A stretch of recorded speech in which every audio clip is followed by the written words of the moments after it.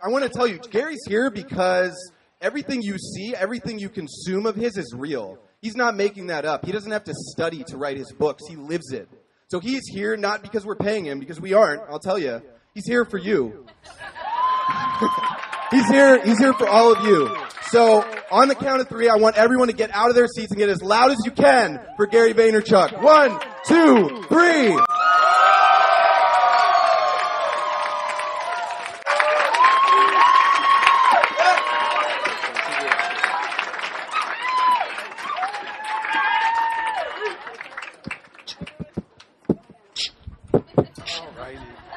You didn't know?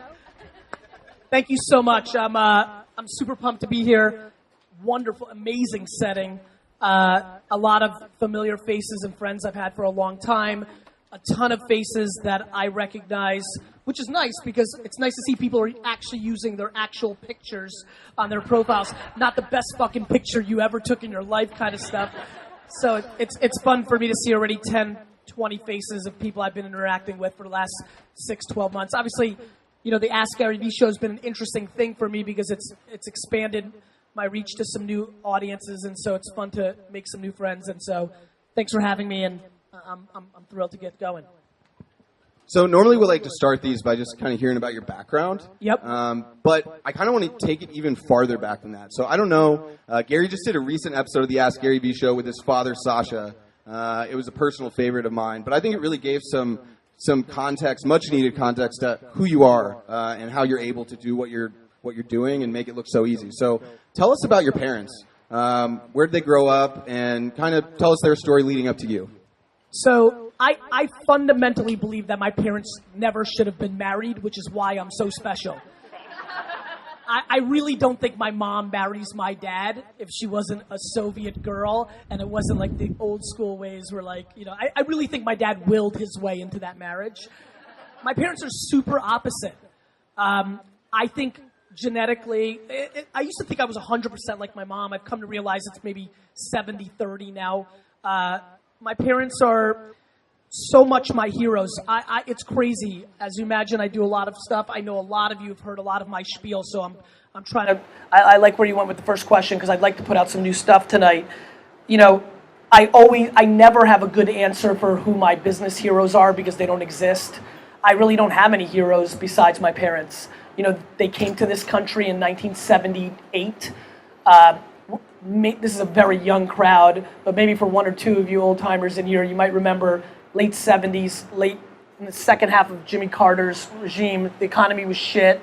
My dad built buildings in the Soviet Union, so he thought he was going to do construction here in the US because we had a great uncle. My dad had a great uncle who lived in New Jersey, Edison, where we were going to kind of eventually settle. But while we were in Italy, because it took 6 months to do the paperwork back then to get from, you know, it was Cold War, Russia, you know, they were making sure we weren't spies. So it took 6 months for us to get the paperwork. In that 6 months that we were in Italy waiting to get to the US, this great uncle passed away. So kind of our safety net went away. We came to the US and they had $100 We lived in a studio apartment in Queens, New York with 8 family members. I know many of you have heard that, but that's, you know, you might have heard me say it 10 times. It doesn't take away from the fact that that's kind of crazy ass shit, right? Like it's a very funny place to start. My dad got a bunch of side jobs. One of them was to be a stock boy in a liquor store in Clark, New Jersey for $2 an hour. And that's how they started. My parents basically didn't buy anything for themselves from 1978 to 1985. You know, it's, you know, you can really save some money by not buying anything. And so they grew up in a different time. You know, they came to this country when they were 23 years old, started at 0. Even to this day, it's funny, I've been reading a lot, and I don't like to read, as you guys know. I've been reading some random articles about how when your entire DNA or world is based on saving money, how later in your life you don't know how to spend it. And I'm so passionate to get my parents to spend some of their money on themselves. You know, I keep reminding them, I'm like, look, I don't need your fucking money. AJ doesn't need your money. My sister needs some of it. But, you know, but for the most part, I don't know what you're planning on. What do you think's going to happen with this stuff? Like, please enjoy. And, you know, and they're young. My parents are 62, 61, 60. They're young. but they're old, you know? They both lost a parent before they were 15. My mom lost her mom when she was 5. Real struggle shit. And so, you know, I think a lot of you know I talk a lot about gratitude and being grateful and all those things. And it's not just because I came from a smaller place into some nice stuff. It's because my parents really struggled. My dad lost his dad when he was 15. For anybody in here, and I'm lucky that I don't know this, but I've heard somebody said something once that really hit me and says, you don't become a real man until your dad dies. And so, you know, I don't know. I admire them so much. The reason, you know, obviously you saw that episode. For the people that saw it, so many people comment that they saw a different version of me in that for all the content I put out. It's because those are the two, you know, it's funny.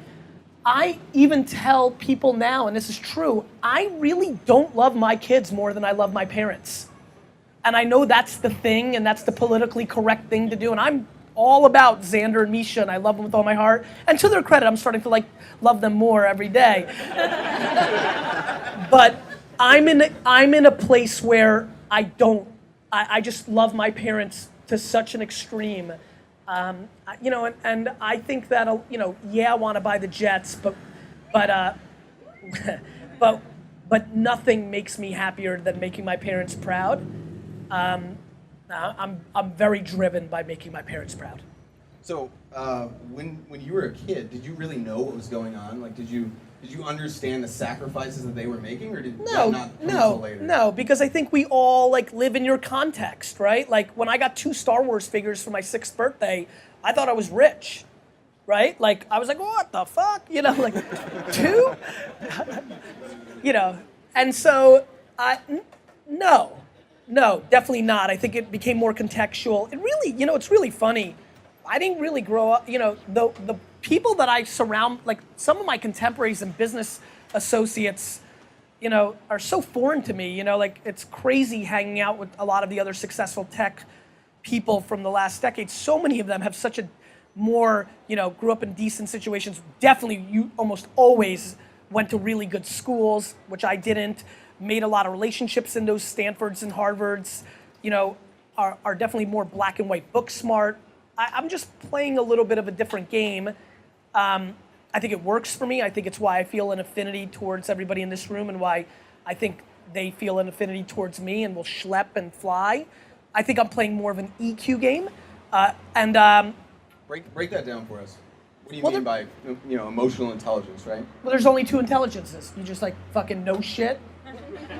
Or you just know people, and it's intuitive and it's emotional. And as a matter of fact, in my last will that I wrote that if we ever discover in the human race how to test for emotional intelligence, that I want to be dug up and tested.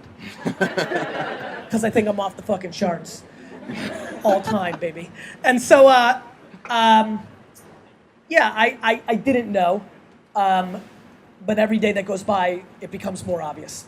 What was the first thing that really made you, you know, realize what you were meant to be? When was that moment? You know, somewhere in middle school, I started sensing that I was going to be a little bit of a different player. You know, I started becoming such a bad student, like, you know, like really D's and F's. Like, it's so funny. So many of my friends still think that that means B's and C's. Like you're just exaggerating. Like that. I'm just kind of like playing. Like my ultimate throwback Thursday is I'm desperately reaching out to my high school to see if I can stop by and take a picture of a report card. Like it's fucking F, F, F, F, D, A for gym, B for history because I liked it, and then F and D, right? So somewhere around junior high, I started having these things happen where my teachers were telling me that I was a loser and I was going to lose, which only weirdly made me feel like I was going to win. And this is way before internet. This is not when entrepreneurship is sex. I'm so pissed that I'm not a 5th grader right now with entrepreneurship being sexy. Like, I'd be perfect. I'd be set. I wouldn't have any pushback. My teachers would be like, you're gonna be big. But you paved the way though. You know? I paved the way, but I ate all the shit. You know, and I didn't pave the way because nobody was thinking that way. This was prime time 80s, which was go to college, get a good job. That was being sold. My teachers definitely didn't know what to do with me. But I started selling shit. Whether it was lemonade, later baseball cards. I talked about a story I completely forgot my dad brought up.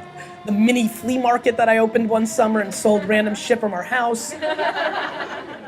I knew probably in 5th or 6th grade that I was gonna be more successful than everybody in my class combined. Did they know? No. No. And I'm actually really curious if I'm now fundamentally more financially successful in my entire graduating high school class. I secretly really want that in a fuck you kind of way. Were you doubted then when you were getting those D's and F's, not just by the teachers, but by classmates, like parents of kids? No, some of you have really started to get to know me. I'm very driven. I'm driven now. Like, let's not get it twisted. There's plenty of people winning on the point scale of money or fame or successes more than me. I love losing. Like when teachers and parents were putting me down to either put me down or to prop up their own child, I was like, good, fucking feed me, bitch. You know, like I like it. Like I actually, if you watch carefully, like as soon as I started hitting the apex of the wine industry, my eye started to wander. I already can taste, Vayner's gonna start getting less interesting for me over the next 4 to 5 years, because if you're in the advertising world, all of a sudden we've gone from, Twitter guy thinks he's gonna come to the ad world and cause some ruckus, to, oh fuck, he might really do this, which is then gonna turn into the next 36 to 48 minutes like, oh fuck, he did it, right? And as soon as they're like, he did it, I'm like, all right, I gotta go do something else. And so I love the climb. I truly believe the definition of an entrepreneur is loving the process more than the things you get out of it. I don't like the stuff. I don't want watches. Fuck cars. I don't need planes. I don't need dick. I need the process. I need to buy the jets. Period. And then move the jets to LA, right? What's that? And then move the jets to LA. No moving the jets okay. to LA. As a matter of fact, I got scared that Woody was going to do that at one point. But we're in good shape. I think you're getting the Chargers and the Raiders. So. We'll take the that. Chargers for sure. So, when you started working for your dad's business, yeah, walk us through that transition and how you just started, at the ground floor and then actually had to take it over. I paid $280 for a table at the Phillipsburg Mall in New Jersey to do a baseball card show. Was prepping for it at 6 a.m. and my dad walked in at 7 o'clock when I was 14 and said, "You're coming to work." And I'm like, no. You got to see the different side of my dad in the video. Sasha Vaynerchuk's like, "You're coming to fucking work." So I start crying heavily, like straight up crying. I get in the car, I'm crying for 10, 15 minutes of the drive, like crying. I'm 14 and I'm a sensitive character. I'm crying. And finally I compose myself, and because it's a 45-minute drive, and I go, "Dad, how much are you gonna pay me?" And he said, $2 an hour. And then I really started fucking crying. And I hated it. I hated it every weekend for the first year. I got sent to the basement. I bagged ice. I was paired up with an employee making $7 an hour who hated my dad. All of them did, because my dad was running that store like a Soviet regime. So here comes along undersized 14-year-old son of the guy you fucking hate. Yeah. So. At least they knew you were getting paid less than Oh, them, man. Right? It was really rough. I really disliked it for the first year and a half. Finally, somewhere around 16, I was allowed to come upstairs. And that's when it started getting more interesting. Customers would come in, I'd watch their behavior. So much of what I've been right about with apps and startups is predicated on things I think I learned as a 15, 16-year-old, both at baseball card shows and as a retailer, of just watching how people responded to things. And I've been able to, whether that was in me or it was learned, it definitely had to be some part of the process. I'm very, very, very good at understanding what you guys are gonna do. It's been really good for me. It's been very good for me. And so that started becoming interesting. That's why I think I'm a good salesman. And then I fell in love with the idea that people collected wine. I was into collecting stuff. That was the real hook. That's when the transformation happened. That happened around 16. And you were already talking the wine language. You knew your stuff?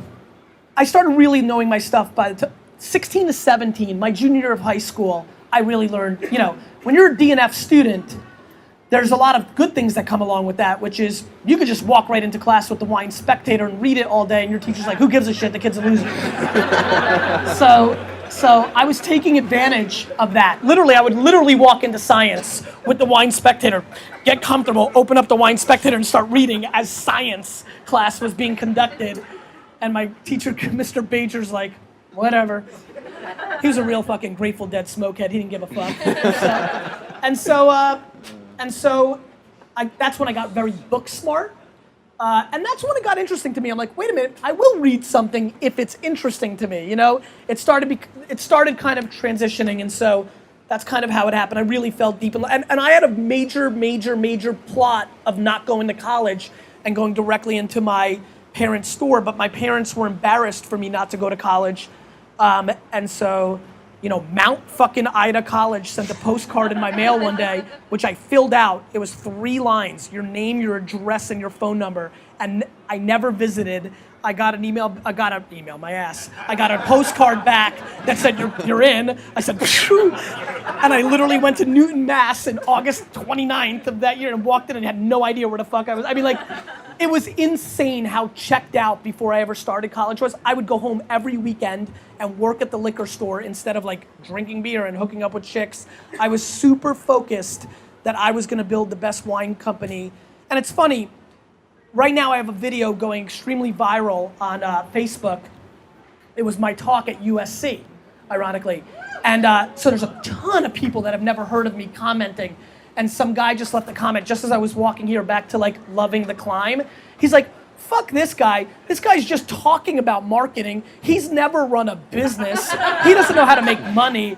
And I'm just I just replied, I'm like, yo, here's my phone number, partner, call me. Let me tell you about how I make money. It's just I love that. I recognize that the way I communicate and the DNA that I have and how I roll speaks to huckster, black hat, full of shit. I love that because before I ever said a word to anybody, I spent 15 years plotting and 9 years operating 15 hours a day, building a bricks and mortar retail store from a $3 million, oh, by the way, the part I don't talk a lot about, 10% gross profit business to a $60 million, 29% gross profit business.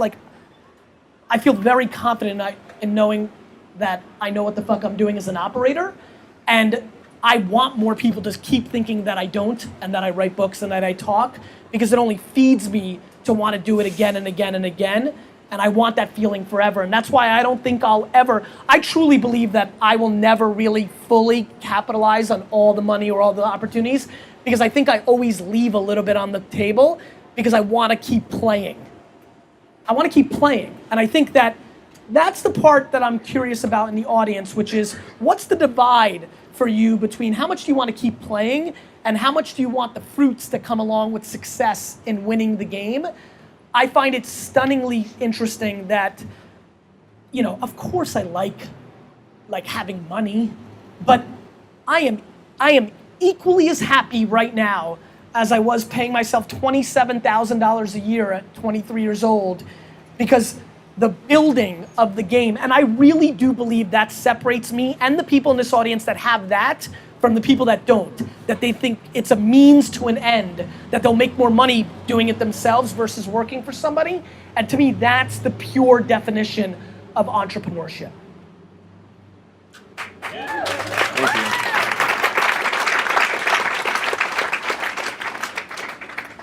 So, did your dad already know you were going to take over the wine business? When was it decided that you were next? We never really talked about it, but I think my dad, and I think he alluded to it in the show, very quickly understood that I could sell shit, right? Like as a 15-year-old, never tasting a sip of wine in my life, he's like, that wine needs to sell. And then by the afternoon, it was all gone. And meanwhile, they've tried to sell it for a month. And I was 15 and I looked 4. Right? So imagine walking into a wine store and seeing a 4'7", baby face kid being like, this is the good shit. I mean, when I think back to like what people must have been thinking, but for me it was so serious. I was like, I can do this, right? So I think he knew. I think he knew fairly quickly, and something great happened. Thank God for me, I think. As soon as I got home, May of '98, to start being involved, my dad was in the process of building a new home for, like the dream home for mom and dad. And so he's a builder at heart, more than a retailer, I even think. So he was busy building. And in that first year, we went from 4 to 10 million in sales while he was busy building. And by the time he was done building and he came, he was like, that's interesting. And I think he didn't want to disrupt the progression. And then the next year we did 15.7, and that was it. I mean, at that point, when you're doing 4 million and you go to 15.7, and this is pre-internet, pre-cash infusion, not the way businesses can blow up now, no internet. This was hard grinding 4 to 15 million in 2 years, and so it was even more flabbergasted. And so there was never a discussion. There wasn't even a discussion of me phasing out, which was way weirder. My dad and I just kind of like roll. You're on the same page, it seems like, right? In regards. You know what? What I will tell you this, and I don't know how many people here have ever been in or are in a family business. Raise your hands. So like, fuck, right? Like, and I think the thing that really is huge for me and my dad is I truly believe that we both love each other more than we love the business by an inch. But that inch is the saving grace, and that's why it works. So those are big numbers, right? That in the first couple of years, and I don't think you don't just go from selling shit to that kind of growth. Yeah. Tell us what you were doing. Like, what was that hustle like?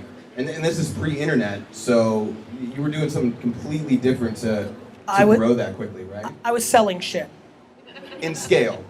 No, and just like pure, yes, but like it was real. Those first 2 years were really the fact that any human being that walked into the wine library had the unfortunate aspect of me completely attacking them and trying to extract as many dollars out of their wallet as possible. People be like, where's the beer section? I'm like, you need some Chardonnay. So at the first year or two, because we didn't have money. I didn't have money to the answer that I think you were probably leading me towards, which was the next phase, which was year 3, which was hiring people, building infrastructure, teaching them what I wanted, collecting data and remarketing to it, starting an email service when nobody knew. How many people have done email marketing in their career? 100,000 people in the first year with 90% open rates and 74% click-through. Because it was 1998 and nobody was ruining email marketing yet. Nobody was doing it. Everyone was like, oh, an email, I read all of those.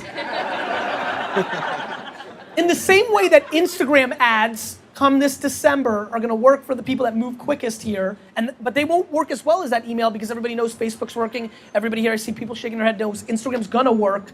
But still, people are gonna be as slow, and whoever can pour the most money in smartly up front will get $3 cost per user, $2 CPM, which will in 24 months be $9, $13. The big breakthrough for me was Google AdWords. Nobody knew what the fuck that was. I bought the word wine for 5 cents before it went to 10 cents, owned it for 9 months before anybody bid me up. I'm getting 10-cent clicks on Google AdWords for the word wine. That was huge customer acquisition. And so that's really my theme. I think a lot of you do know this. My game is very simple. Where is the attention while the rest of the market doesn't think the attention is there? Use it like crazy, figure it out, know how to play there. If it goes away, Vine, Social Cam, Plurk, for some of you old-time Web 2.0 people. If it goes away, cool, because all you need is 1, YouTube, 2, Twitter, all you need is 1 or 2 to really work. I mean, I'm at 125,000 followers on Instagram. If I was playing my thesis on Instagram 3 years ago, I'd be at 500, 600, 700,000. That's too bad. I missed out. I was too busy with Vayner doing other things that I didn't play it. Plus, I thought of it too much as a utility up front. I don't like taking pictures, so I missed out. I'm happy where I'm at, but I left hundreds of thousands of and as we all know, Instagram right now owns the attention graph. People are actually seeing those photos. They're consuming it.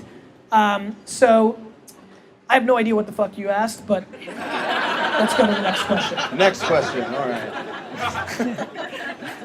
So, YouTube. We need to talk about YouTube, right? Yeah. I mean, that plays into the theme, just what you're talking about marketing in the year that we're actually living in. Yeah. Talk to us about what you did with YouTube and Wine Library. February 21st, 2006, less than a year after YouTube launched, I started Wine Library TV. And everybody, 90% of America didn't know what YouTube was. Just that short period ago. And I just knew this thing was gonna be huge. And YouTube is the absolute transition of my career. YouTube comes, I believe in it, I start this show, it gets big. I start selling a fuckload of wine because of it, and I'm not spending any money. This is organic. And I'm like, that's interesting, no ad, not paying for this? This I like. It works, it works, it works. It sells to Google for $1.8 billion, which was, now we're in this bullshit billionaire unicorn land. Guys, $1.8 billion in 2007 was like a gazillion, right? I read an article about it. It says Ron Conway, angel investor, is sent to make a quadrillion on his $25,000 or $100,000 investment. I'm like, what the fuck is an angel investor? I ironically Google the word angel investor. I read it, and I go, and that's literally, I can feel the moment right now in my office where I taped the old shows. I was like, I'm gonna be an angel investor. Because what I realized at that moment was I was so right about YouTube. I was so right about email marketing. I was so right about e-com. 1996 e-com.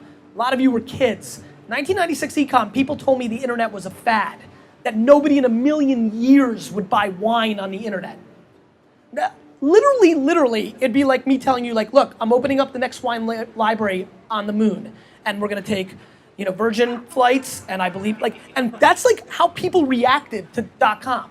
And so that was the moment when I was like, fuck man, I'm too right about where the world's going to just use it to sell a couple of more cases of Pinot Noir. I need to up my game. I just turned 30. I was starting to freak out. I freaked the fuck out when I turned 30. I was like, I'm not buying the jets. I'm not even gonna buy a toy jet if I don't change my behavior, right? And so I knew that I had to up my game, that 30 to 40 was gonna be a massively important decade for me to establish, and that, yes, I made it, and I built a huge business, but at the level that I thought I had in me, at the caliber that I was selling to myself and to everybody else, I haven't just been talking this Jets game since I've started having people care about what I say. This is 3rd grade, 5th grade, 9th grade. And so it was a big moment for me. YouTube selling to Google was absolutely the watershed moment where I was like, I gotta get my shit together. The next thing that I think is gonna be big, I'm gonna be an angel investor. That next thing became Twitter. So, tell us about that. I mean, right into Twitter. How did you find it? I decided I was gonna be in a tech game. I went to South by Southwest. There was a bunch of fucking tech hippies. Nobody was talking about business in 2007 at all. Nothing. There wasn't a businessman in fucking sight in Austin, Texas in 2007. It was all people like, we're gonna change the world. We're gonna make it awesome. I'm like, I might sell wine. They're like, you're gonna sell? You're the Antichrist. I'm like, fuck, I'm kidding. I'm gonna give wine to everybody. So I was like, shit. I'm like, these guys and girls are playing a whole different game. This is some hippie dippy shit. But there's some selling here. I'm gonna like this. So I started really trying to learn, and that's when Twitter broke and everybody was like playing with it. And don't let anybody bullshit you.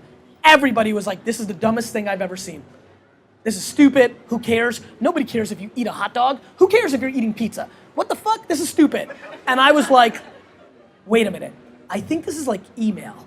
People follow you, you say something, they're gonna see it, they text you, this phone thing's really growing, and wait, if they like it, they pass it on to friends. This is like, this is getting into like gnarly old school email back in the day. I used to write email in 96 that was completely written in a way that asked you pretty hardcore, like I would call right hook, or at least allude you to sending it to your entire address book. I don't know how many of you remember this, but email behavior back in the day, 20 years ago, is when you liked something, you forwarded it to your entire address book. That was old school sharing. So that's where Twitter got me. I'm like, this reminds me of that. You can share in this ecosystem. The first time I thought about the word share. So I was like, yeah, it's stupid. And then like the next week I flew to San Francisco, went to a coffee shop and said, does anybody know where Twitter is? Found Twitter, and there Jack and Ed, I mean, literally there was 9 of them. And I said, hey, I want to be involved. And there was nothing to be involved. I didn't know. I was like, I'm going to be an angel investor. Like, what the fuck are you talking about? So I was like, okay, cool. Step back again. Slow the jersey down. Become friends. I became very friendly with the CTO. His name was Blaine Cook. For some of you that remember Twitter 2007, early 2008, it was never up. It was down a lot. Blaine took the blame for that. He got forced out. He became very disgruntled. And he wanted to sell all his shares, all of them. Fuck you, Twitter. The company was valued at $50 million at the time. And so he called me, he's like, Gary, I'd like you to buy my shares. You said you wanted to be in. I said, I'm interested. He's like, I'm gonna sell them all. I said, please don't. I'm like, I really think you're making a mistake, Blaine. You're a good guy. Don't even give me all of it. Like, keep some. He sold it all to me, the BetaWorks guys, Fred Wilson and Kevin Rose, every share. I think, you know, just to give you context, he probably made a couple $1 million, 2, 3, 4. He probably left $700 to $2 billion on the table. Emotional decisions are really, really bad in business. And the far majority of people that I know in this room, in the game, make a ton of them. And my dad was alluding to it in the episode. I am stunningly, and I'm emotional as fuck, as you guys know, but when it comes to the actual business decision, I completely try to suck out any of my own feelings out of the decision. And I think a lot of people make that mistake. That's one of the classic mistakes, but that was my first foray into investing, and that's how it happened. I have to ask this question just because you said that. If you own the Jets, and it's a business, and you love the Jets, is that At that point, I've decided that I'm not gonna treat the Jets like a business, because I'll be old, and I'm gonna treat it like a vanity project. As a matter of fact, I've actually decided recently that I'm gonna be on the team. I've decided that I'm gonna take this crazy ownership thing to the next level. Like, cool, you could be on the sideline, Jerry Jones, Cuban. I'm actually gonna start.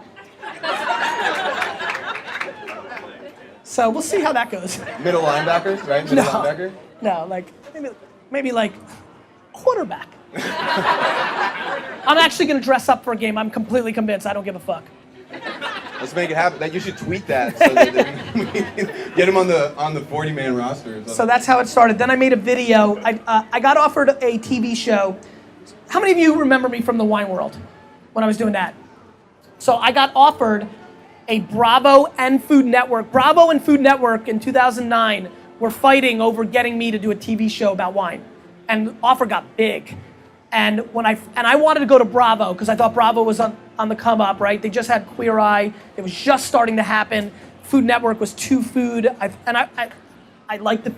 think I called that right, and it would have been great for me. And on the flight home from when I thought I was going to do the deal and sign it, I didn't sign. I flew home, and I decided I didn't want to be America's wine guy. That at the end of the day, in my true essence, I was a businessman, and that I had to follow that through.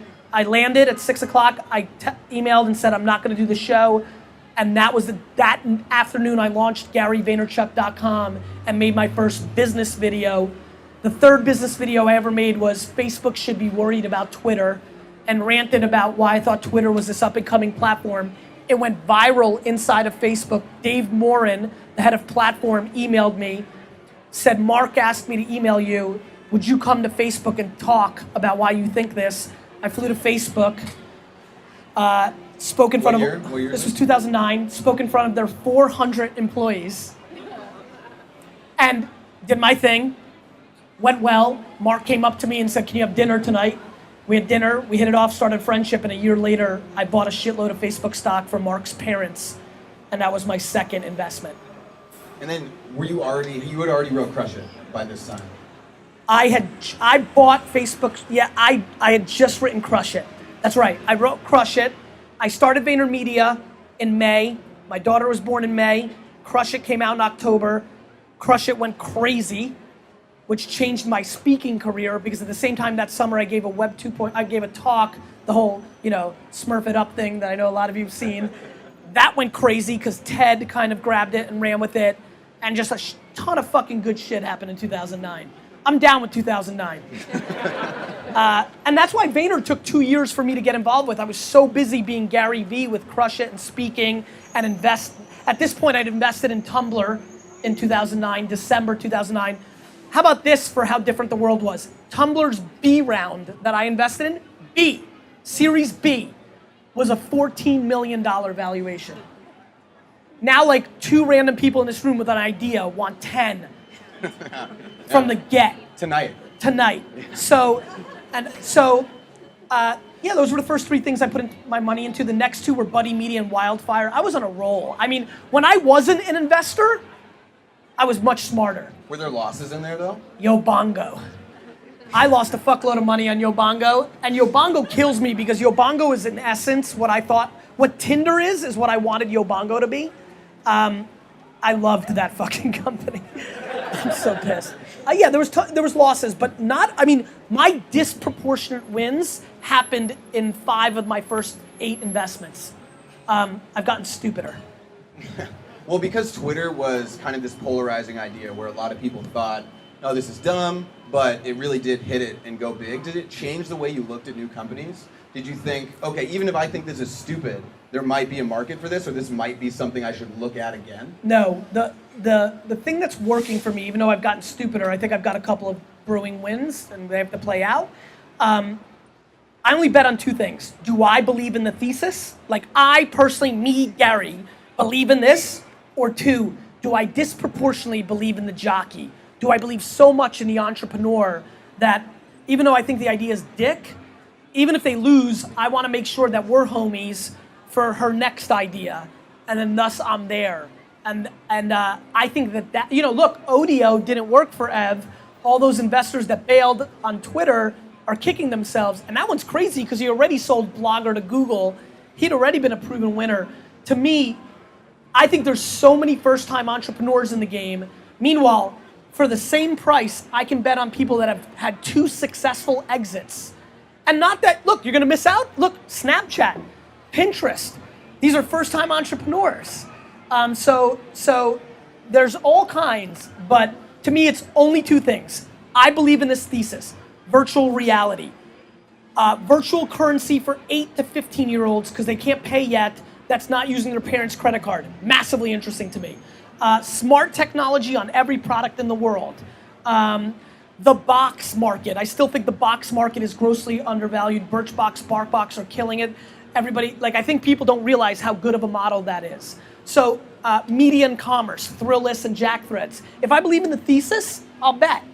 And then the only other thing that will ever make me bet if I don't believe in the idea is the person. So you have a new investment, right, in Casey Neistat's company? Yep. Talk about that. Tell us it's Beam. Is that the Beam? name? Yep. Okay. He's done a really good job getting hyped. I think it's absolutely got the potential to be the next version of social, which is I could be sitting right now with smart glasses and people would be seeing what I'm seeing. Obviously, I'm meerkatting, and so people are seeing it from this perspective. But I think a lot of people would like to see what Beyonce's seeing when she's singing in front of 80,000 people. It's a perspective we haven't seen yet. I think we're always going to be curious. Guys, everything I make my bets on are things we've done long before the internet came along. Let me give you an example. You all sit in a fuckload of traffic because of rubbernecking.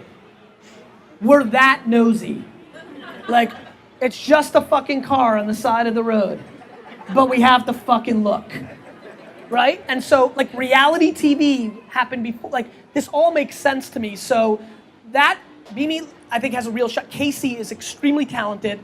That was me betting on both the thesis and the horse. And and don't forget, he had a product guy from Tumblr, so I knew him too. I think they've got a really interesting shot. They'll lose if they're too early, but it will happen. We will follow people and just see plenty of people here are super pumped at the thought of me putting on glasses all day and them going to those meetings and seeing these shit. It's interesting. And I'm interested in watching a backup offensive lineman for the Jets put that on as he's trying to make the team. And so we all have our interests, and there's a perspective we've never seen. That will happen. I'm desperately hoping it's gonna be them, but it will happen. And I think that's that. And then talk to us about Meerkat too, because you invested in them as well, right?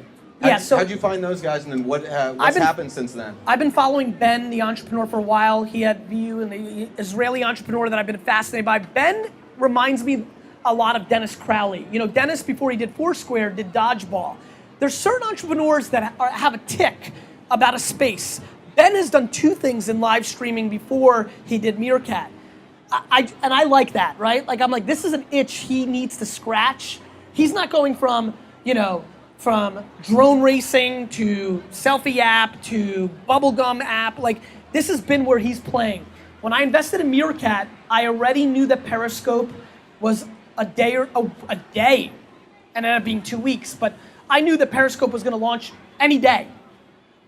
Meerkat had those, if you guys remember, I know a lot of you did, Meerkat had that great weekend where it started happening, and I had to make a decision, and my decision was, I believe in the jockey. I think this Periscope thing's gonna be a real problem because Twitter's gonna use its disproportionate leverage to win. I think Meerkat can innovate because I believe in Ben, and more importantly, there's no opportunity investing in Periscope. It's already owned by Twitter. I can't. Why did Periscope buy Twitter and not Meerkat? Why did Twitter buy Periscope? Twitter buy Periscope, yeah, exactly. It was out earlier. Periscope was developed a year earlier. Twitter bought Periscope a year earlier before it even launched. So. And then by the time that Meerkat had blown up, Periscope was already acquired. Any second. I'm sure Twitter was super frustrated that that even happened because they were like on the inches of launching it. And here's why. And this will be an interesting thing for you. This is putting on a VC hat, which I know a lot of people don't put on all the time. It was a $50 million valuation. I had a chance to write a $500,000 check. I have a $25 million fund. I couldn't afford not to bet on it in case it won. If Meerkat wins, because it's not over, but you know, clearly Periscope is in the lead in my opinion. But if Meerkat innovates, you know, the pass the baton they just did or something else, if they win, you have to understand, it's a $4, $10, $12 billion company. This Meerkat isn't gonna be a $40 million company. It's got that kind of upside. And so the math of it plays out that it was worth me losing all that money because the upside was too great, because consumer-facing apps at scale don't come along so often. You know, it's been if you look at Facebook, Twitter, Tumblr, Pinterest, LinkedIn, Instagram, Snapchat, there's just not that many, guys. And so you've gotta bet, if you have even an inkling that something could be one of those, it's too big to pass on. And so it was also all those variables. I just gave you the full insight into my mind to why I went there. Awesome. So, VaynerRSE. Yes. Tell us all about it, who your partner is, why you started it, and what your plans are with the fund.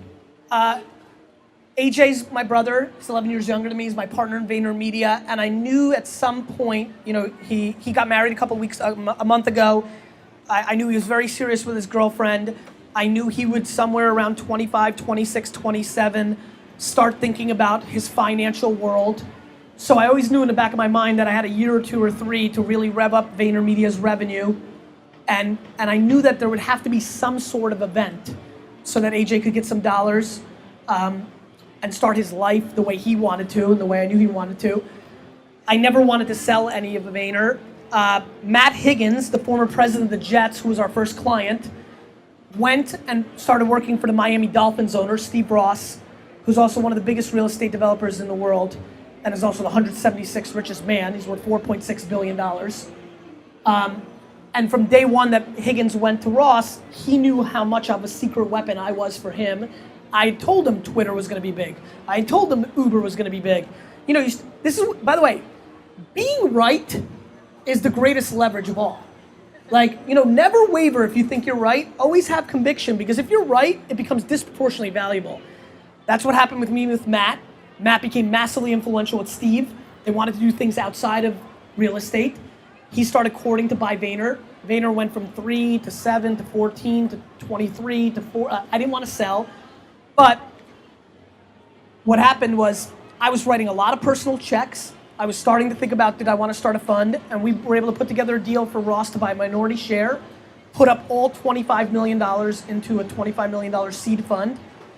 And Steve Ross is one of the first people I've ever met. He's 75 years old, and he's who I want to be when I grow up. I mean, I was talking to Steve last night. He's worth $4.6 billion, and I was on email with him last night from 12:07 to 1 o'clock in the morning, talking about an investment we made in VaynerRSE called the June oven. Did you guys see this oven, the June? If you haven't, please check it out. It's a smart oven. You put a chicken into it, it knows it's a chicken, it cooks it perfectly.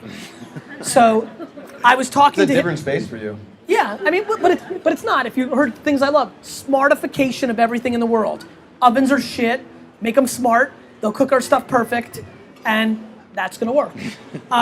So, I mean, Jesus Christ, right? We wrote a $150,000 fucking measly check into this company at a $10 million valuation. We own nothing of it.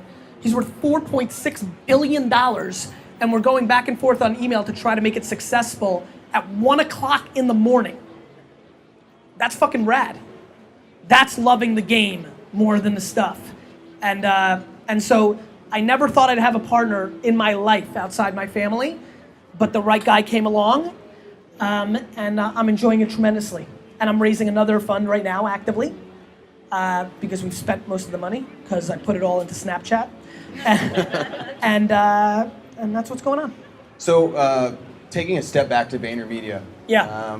Tell us about your relationship with your brother and how VaynerMedia started and kind of the early days leading up to more recent times. I was completely wrong in 2009 thinking that we were in a tech bubble. This Tumblr, 14 million's crazy. And I was scared that AJ would be a tech entrepreneur. I'm scared for a lot of people here that they're young tech entrepreneurs, which means go raise a fuckload of money, have no idea how to run an actual business. Money's running out, go raise more money. It's just an arbitrage financially. It's not running a P&L. It's not running a business.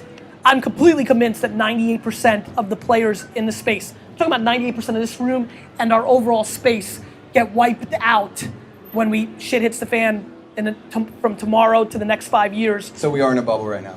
I don't know if we're in a bubble. I wouldn't call it a bubble because there'll be big wins out of this. We're in a place where eventually economic impact will happen and 99% of people are playing only to make it to the next funding round and they will go out of business. Circa, one of my favorite investments that just went out of business, couldn't raise more money even though the economy's good. So they went out of business because they're not making any money.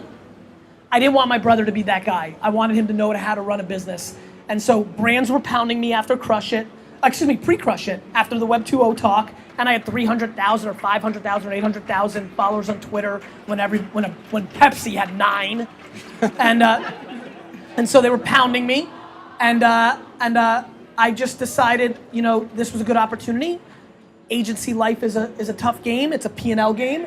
And more importantly, long term, I wanted to build brands or buy brands. And I thought that I would use the agency's best people to do that. So I wanted to scale the one skill that I thought I had, which was this incredible disproportionate ability to market, but it was in me. What would happen if I built a huge company, built family, and then right now I have 75 to 100 real family members at Vayner. Of the 550 people that work at VaynerMedia, 75 of them, if offered double their salary, would not leave. And that's incredible, and that leads me Clap that up. And by the way, that's not hyperbole. They proudly forward me the recruiting emails they get from other agencies and say, look, I'm making 60K, I just got offered 110K, I have student loans, and I'm not leaving. That's how much I believe in you. And that is enormous pressure. But I like that. That's who I am, and I'm gonna deliver on that. So, that's what AJ and I did, and we started the company, and for the first year and a half, he ran that company, because I was very busy. I got the clients, no question. I mentored him, but he grinded it. It was tough. We weren't super into it. At one point, we almost sold it for $1 million to Buddy Media, which weirdly might have worked out, because after they sold to Salesforce, we made a fortune, but we were really not in it. Client services sucks. I hate, having clients sucks. It's tough. It's not easy.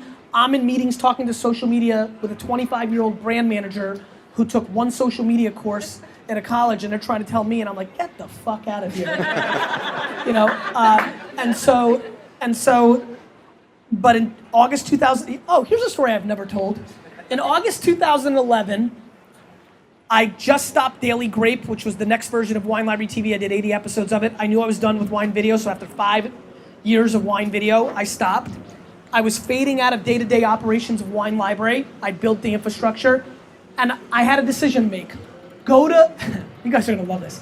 Go and become the CEO of VaynerMedia for real and run it, or do a partnership that was on the table. I mean, I was this close to doing this. Launch a vodka where I and Usher were gonna be the face of the brand. So in September 2011, I was either gonna start a new vodka brand with me and Usher, and it was gonna be cool. We were gonna launch on the Ellen show. It was gonna be like me and Usher walk out and be like, hey. He would be dancing for sure. They would be dancing. I'd be like, fuck, do I have to dance? But I decided, I took the less sexy route, clearly. Still friends with Usher though. Yeah, and I'm much closer with Scooter Braun and all the people around him that were putting the deal together. And that's what I did. And from August 2011 to today, almost 4 years now, right about 4 years, I grew the company from 30 to 550 people. I've opened up 3 new offices in LA, San Francisco, and Tennessee. I grew the business from 4 to 65 million in revenue. We are undoubtedly the hottest digital agency, or top 5, 10, easily in the space. We're gonna destroy everybody. And I'm proud, and I needed it. At that point, I was becoming too much GaryVee, too much, am I a social media pundit? Am I the thing that guy commented today? Am I that? I needed to remind everybody, hey, the reason that I think I'm lucky and awarded that you would come out and disrupt your day to sit here and listen to me has nothing to do with being funny and charismatic. It has to do with the fact that I can actually make shit happen, and not just talk about make shit happen, not just sell courses or product, like build actual businesses around these theses. And I'm very proud of that. And I almost needed VaynerMedia as much as VaynerMedia needed me, because now this is if you're like me and you're 100% confident in yourself, it means you're 99.99999% confident.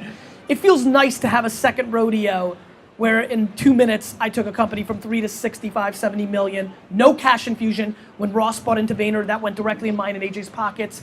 And so, yeah, I like knowing that I know how to build big businesses. Well, and the reason that everyone's here isn't just because you know how to build big businesses. I think you know how to communicate so that no matter what people are working on, they can apply your lessons, your ideas to what they're doing every single day. I mean, that's why people are here, because when you're making videos, the Ask GaryVee show is entertaining, yes, but it's also informative. So I think that's just kudos to you that not only have you been able to gather this experience and have some big wins, not only building companies but investing, but you're able to communicate that and give it to the world so that they can do it. So thank you for that. Thank you.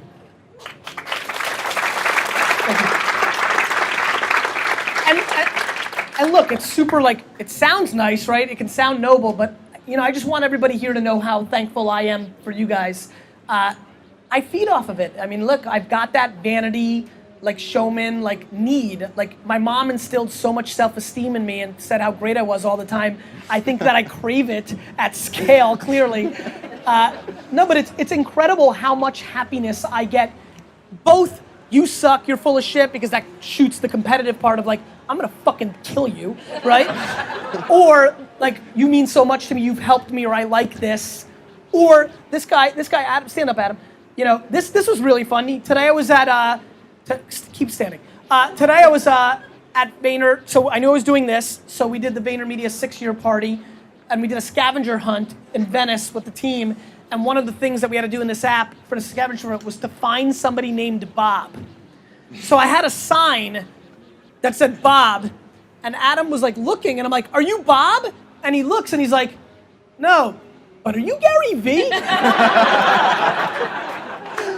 And it was really awesome. And him stopping, us high-fiving, us taking a selfie, then it was really cool to see. Then he looked on Twitter and realized this was happening, so he showed up, so that's awesome. Clap it up for his hustle. You can sit.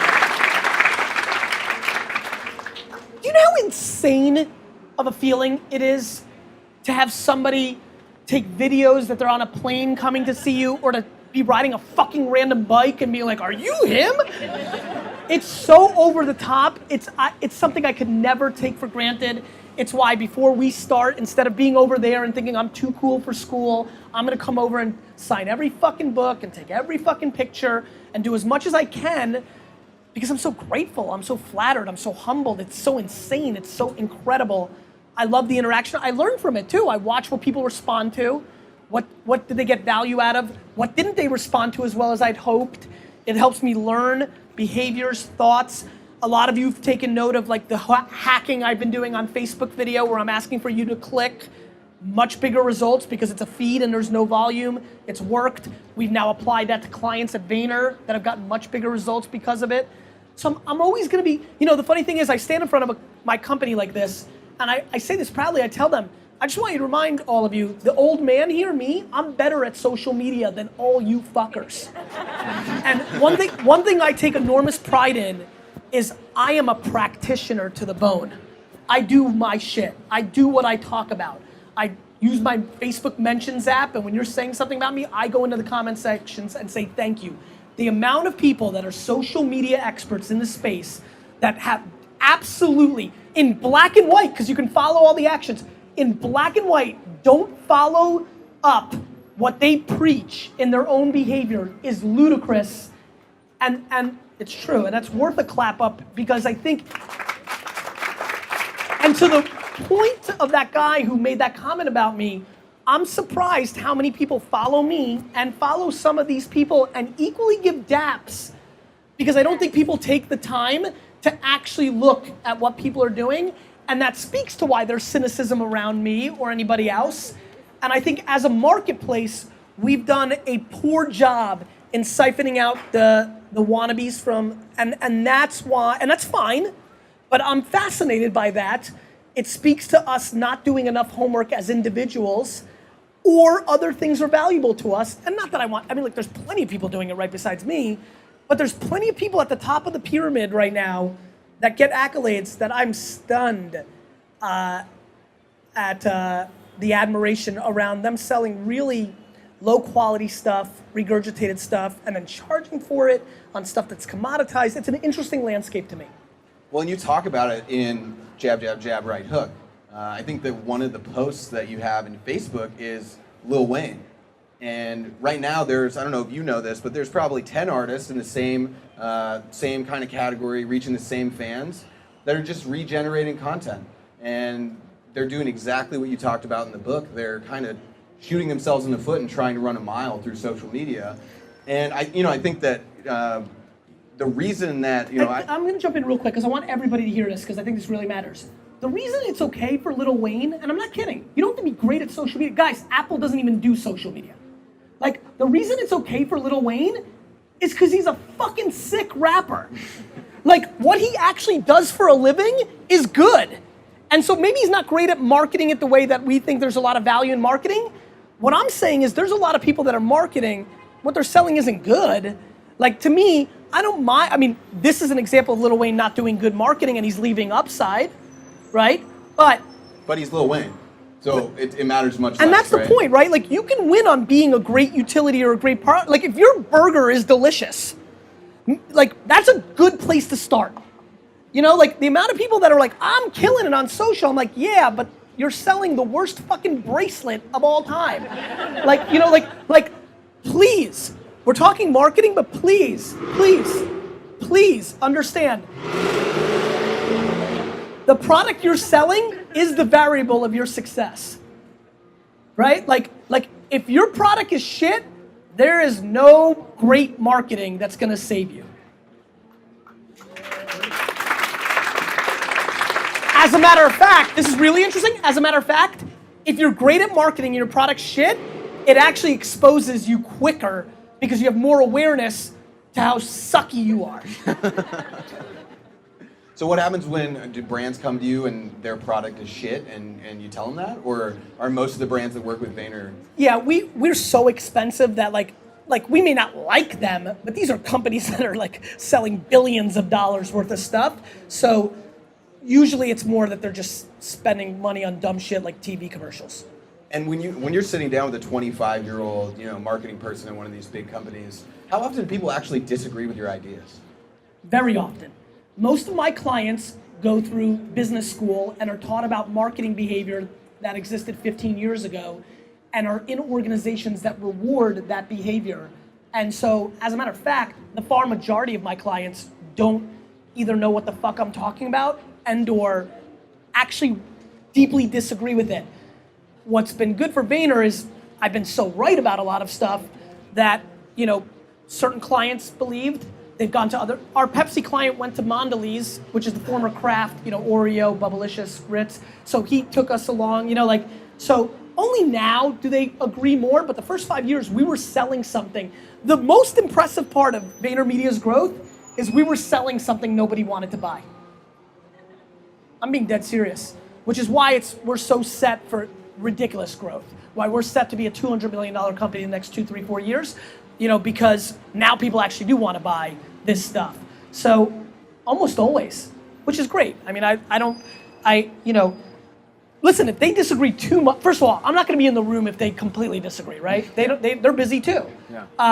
But if I feel that they're really disagreeing, we'll just stop even courting them because I'm not interested in changing somebody's mind. Luckily, in 2011, 12, 13, they needed some level of social, Yeah. So, will Vayner live forever? Yes. Yeah? My main plan with VaynerMedia is for it to be at the center of everything I do for the rest of my life. That, you guys gotta go? All right, go. You don't want it to be weird, See ya. Hey, thank you. Let's boo these guys. He did fly from Phoenix, both of them. All right, let's cheer for that. that. There we go. Oh, he drove from Phoenix? All right. The road caved in. He drove through a caved-in road? They had to take a 6-hour detour.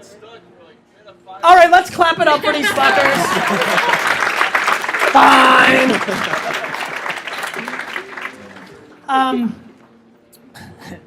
I was just thinking they played a real game of Pitfall. I'm sorry. I'm going in television in my mind.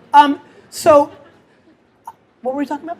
VaynerMedia living forever. I need VaynerMedia to live forever because my plan is I want to build the greatest marketing company of all time that's evergreen and for me, and each year we will graduate the top 1% and I will deploy them to be the CMOs or executives within my investments or the brands that I buy. Yeah. I'm really excited about it. I really think it's the model and the gateway drug for me to buy the New York Jets. I think that this machine is, look, Vayner has been valued, everybody's trying to buy VaynerMedia and the numbers are very high. Hefty 9-figure deals, like life-changing, like fucking rich shit. But it's just super not interesting to me because I think it's gonna bring me disproportionate value as these kids and youngsters who now intimately work with me for 3, 6, 10 years, and we become brothers and sisters. It's nuts. I've got something really brewing. I think the human empire that I'm trying to build, that is predicated on not just what I want, but like, what does Kathy want in life? Is it money right now? Is it work-life balance later? Is it empowerment? Is it creativity? I don't care. But I have a read on 200 of the 550 employees, like on every aspect of what makes them tick. And in a couple more months, I'll have 280 people logged. Like I spend a disproportionate amount of time on HR because I'm literally trying to build the reverse of what Steve Jobs did. Right? Break that down. Steve Jobs built an empire on being a dick face. I want to build an empire on being awesome.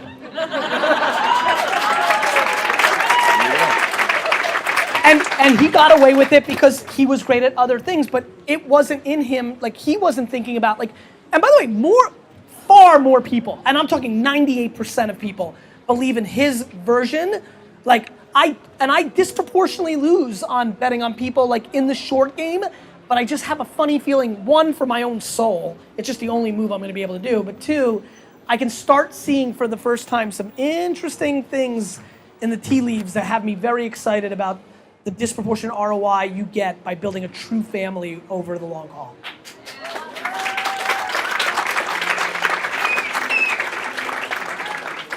So we're gonna ask, a couple more questions, and then I'm sure all of you came with your questions. Is that right? Yeah. Okay. All right. We're gonna get to that very shortly. So talk about your hiring, right? Because you're not hiring like other agencies are hiring. Who are you looking for? Anybody. I'm not joking. How about this? We hire fast as fuck because no human being. I think I have remember I want to get fucking dug up for my EQ, and I've made tons of hiring mistakes in my career. Tons. Not a few, tons, because it's hard.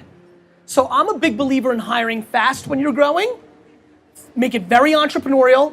Be upfront with them. Ben, listen, this is an entrepreneurial place. If you want reviews every 6 months, if you want the greatest onboarding, if you want structure, this is not for you. That's everybody else. Everybody else. This is come in, figure it out. We've got some structure, thank God, finally. But you're gonna roll, you're gonna learn context. This is how it's gonna be. Hire that fast, and then basically start auditing from day one. So I probably spend more time on what I do for somebody after they get fired or leave than while they're even at Vayner. Based on this thesis, which is hire fast, fire fast, because then you get the real story. I mean, everybody when they're getting hired, nobody here in a job interview has ever remotely resembled themselves in real life at that moment. It's just like completely different. It's literally your PR agent. It's not you. And more importantly, even if it was you, that has nothing to do with you in the context of the job at hand that starts tomorrow. So. Have you ever had to do an interview before? You've never had to interview for a job? Have I ever? No. Yeah. No. I didn't think so. I was about to say, I have an interview after this talk. Really? I'm meeting a senior person that I'm looking to hire for LA. Yeah, and I woke up at 3 a.m. to 3:43 a.m. to get on my 6 a.m. flight on the East Coast, which was 3 o'clock which was midnight your time, and I'm doing this fucking thing, and then I'm going to do a fucking grinding practitioner, being a CEO of a company, deed of having a 1 hour fucking interview to hire somebody for my business. Because once again, I talk a ton of shit about hustle and working, and I have to do it. The reason you guys like it and like stuff is because it's authentic. It's a cliche world because it's authentic, because it's real. Because I really, really do work harder than all of you. It's just real. It's just real. And so fuck,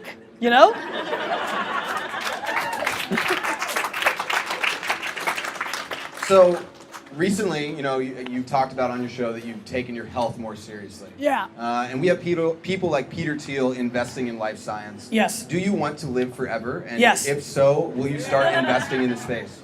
I don't know if I'll invest in the space because I don't really understand it super well, and it has to feel right to me. But fuck, man. My number one, let's go into a place. I never talk about down. I'm a pretty positive dude. Period. Let alone what you guys get to see. I am so scared to become bitter in my older age. I love the process and the game so much that I turned 40 in November, and I'm telling you right now, just like what happened to me at 30, I'm starting to freak out. I think this whole new health thing started a year ago because of it. I just really, really don't want to die. In a way that's uncomfortable. I'm definitely a little fucked up, man, if somebody told me that we literally are gonna figure that out, I want to live forever. Good. I wanted to know. No, and that's a question that was actually sent to me. I don't give a shit if I'm look like fucking Yoda.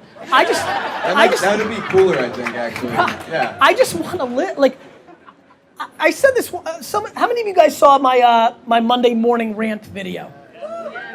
So, in that video, I'm pretty improv in general. In that video, a bus drives by. I'm like, you could have been a fucking bus, and I really mean that. I don't know if you guys have ever thought about this the way I have. Do you know how insane it is to be a human being?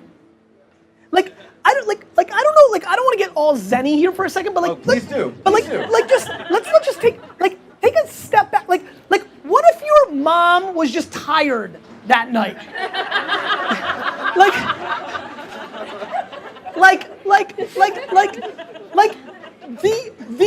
The math behind actually being lucky enough to become a person. You're the chosen one. it's insane. And so I cherish that. I recognize that. I believe in that. Look, like I'm glad that I don't want to be a fucking dog. Like I don't want to be a tree. Like fuck those things. Like I'm so pumped. Like we're the ultimate. Yeah. And so I'm super grateful and I want to squeeze everything out of it. And that doesn't mean just 24/7 hustle. I was checked the fuck out last week in Hunterdon County, New Jersey with I decided to tape an episode with my dad because I wanted to do that for him and because I knew he'd get a lot of love and he loves it. But I was checked out. When I work, I'm in it. But from 1 p.m. to 4 p.m. on Sundays, this entire fall and winter, you could call me and tell me, Gary, if it's second quarter Jets and you text me and I take out my phone and you say, Gary, if you text me back right now, I will give you $40 million. I will literally not reply. I am fully all in. That is my complete escapism. I need that. I love that. I'm always scared that I talk so much about hustle. Here's a good example. Lizzie and I have made it a very big point to be very private about our children. As you guys know, Misha's 6, Xander's 3. It's kind of, there's a couple, but it's like really, Xander, I don't think anybody's ever seen that dude, right? Like, I don't really, I don't share that. So I get some pushback of like, Gary, you say family first, but you don't, it's because I don't talk about that part of my life. Like, you're not gonna hear a whole lot from me on the weekends. You're not gonna hear from me at all 7 weeks a year when I'm doing, last 2 weeks of August, I'm not gonna be talking with you. There's not gonna be Ask GaryVee shows. Like, I'm all in doing that. And starting in the fall, you're not gonna hear from me from 5 to 6 p.m. every day because I'm gonna go home and spend an hour with the kids and either give them a bath or eat dinner with them. Like, I'm doing a lot of it. It's just a part that I'm not communicating. And honestly, I wish I could. The truth is, I wish I could. I actually wish I could do a little bit more of it. I'm passionate. It's not just a Lizzie thing. I'm passionate not to do it either. I think too many people are overexposing their kids. Not normal every day, but like if you start getting some level of attention. But I only wish I did because I wish I could show a more rounded story publicly to everybody so that it doesn't feel like, especially after I go and say, I fucking outwork you, fucking suck. It's like shit. I'm playing my life. Everybody's got, I can work 18 hours a day or 24 hours a day when I'm doing it because I love it so much. Like me being me, doing this right now, having that meeting 24 hours into doing my thing, that's my oxygen. I'm so blessed to be doing what I love. Well, and I think that it makes sense to us that we don't see that part of your life because in what you do when you're running your business, you're all in. When you're with your family, I think it's obvious to everyone that you're all in. And when I'm watching Jets, I'm the most all in. There's a really good story I've never told. The Bills played the Jets 2 seasons ago. There was a Bills fan in the front row in front of me. The Jets came out and blitzed them. I was bombarding this dude and his dad, like making it really, like I get pissed when other fans come into my section because I go to a lot of road Jet games and I get my ass kicked and I hate it. And it's going on the road in an NFL game and wearing the other team's jersey, it's just not fun, especially when you lose a lot.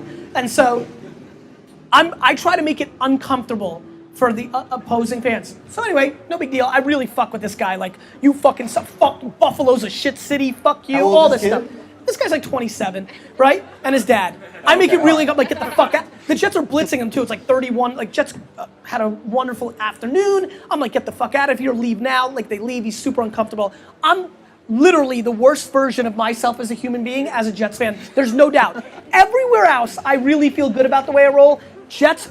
There was a 14-year-old Patriot fan 5 years ago walking by me. I checked him into the fence. Like, it's so ridiculously inappropriate. You guys have heard of the term beer muscles, right? Somebody gets drunk and wants to fight. I literally have sports muscles, right? I'd rather get my ass kicked and go unconscious than to let somebody like make fun of my Jets. Like, it's crazy. Anyway, I drill this guy. Like 6 months later, just doing my thing on Twitter, engaging with everybody. Guy goes, hey GaryVee, where are your Jet tickets? I'm like, oh, 50-yard line. Right? He goes, I fucking knew it. You're such a piece of shit. I'm like, oh shit. It was the worst. It was like when the two worlds collide. I'm like, no, fuck. I like DM'd him. I'm like, oh, fucking be your best friend. I'm sorry. Oh, man. It's like I come out of that bubble. So like that's the place I'm like the crazy, like I'm great. AJ just moved into his new home last year. his next door neighbor came over to watch the game. He like mispronounced the player's name. I dismantled him and made him leave the house. So it gets a little weird. No, it's true. Before the interview, obviously Gary has a lot of content, so I read as much as I could, watched some videos. But the best stuff I got was talking to his assistant, Matt. Oh yeah? Oh yeah. Oh, yeah. go ahead. Yeah, I'm interested. DeMeo told me some stuff. So some of it I won't mention. But what he did say is, I asked him, what gets Gary down? What kills Gary? What really like ruins his week? And I was expecting, maybe you lose a client or pretty much all he cares about is the Jets in regards to tough times. He says, if the Jets lose, you can tell by how Gary's walking around. He's sad, he's pissed off, he's a Jets fan. So it's the truth. The funniest thing going on at Vayner now is when the Jets lose, literally at 4:09 or at 7:30, all of a sudden you just see this huge inbox of people canceling meetings with me on Monday. Decline, cancel. Well, now we're going to open up to questions. Maybe we'll get 30 minutes of this? Yeah, let's do it. Feels good? Yeah. We're just going to go. Carl has the mic. Carl, so. I want to just basically and you can't pick every first, it'll take forever, so like, all right. What would be the best way to approach someone like you or an angel investor who is maybe somewhat hard to get to or get their attention because you're just doing so many things? And an email is you're not going to read the email or you're not going to watch the video. I'm going to give you the best way to pitch I'm going to give you a really, really good answer that a lot of people here are going to think is not practical, and I believe lends itself to why I think a lot of people here won't ever build a big company. The number one way to pitch me or other prominent angels or investors is to not ever pitch us and have us come to you.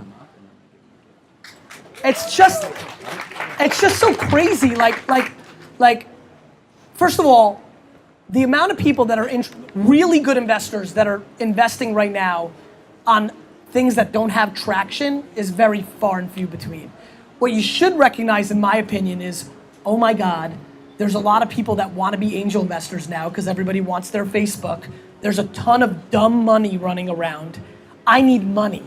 Of course you want me or stock or more, like I get it.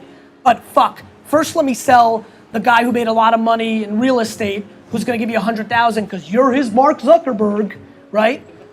Use that money to actually be successful and then have leverage to have us come to you. I really believe, the thought of like, nobody who's at the top game, even the second tier, is interested in hearing your idea. So you've never done a seed round lately? We do a ton of seed, but I'm not doing that. My team's going through a ton of stuff. You're gonna have to win with Phil or Sean Chang to even get it to me. And we'll still do seed, even my new big round where I gotta write $5 and $10 million checks, I'm still gonna do seed. It's my DNA, I like it, but I don't love it. You know what I mean? Like, and it'll never start with me. You know what I mean? So that's just, the good news is Saka's got Mazio, I got Phil, like you can get there, but you're getting a different person, one, which has a whole different dynamic. I still think the way to go is get the fastest money in. There's a ton of dumb money, tons. Everybody wants to write a $25,000 check to an idea. Get the money, execute, use it as leverage. Thank you. Yeah. Let's go over here. Right here too, but does anyone in the back have any questions? Anyone in the far back? All right, cool, make it over to y'all. Hi, Gary. Stuart Hardy. I'm nervous as fuck. Okay. Don't worry, Stuart. We got this. Shouldn't be, but man. I run social media for two people, for Tito Ortiz and Jay Huntington Beach, and I run social media for a veteran beer company out of Chicago. Awesome. With you, Closer to the mic. With you having the background, wide library, my question to you is, on social media, especially Instagram and Facebook, for the beer company, Yeah. what can I do to get us more engagement and more followers? Right now, my plan is to ship out free or whatever beer to people that have big accounts, get them sponsored, get Yeah, them of course. with it. What would you tell me? There's going to be two tactics and Instagram's the right place to be playing. There's two tactics, right? One, and one's got a nuance within it. No question, the Instagram celebrities are disproportionately powerful, and there's two versions for you. You need to go map the 50 to 200 beer celebrities.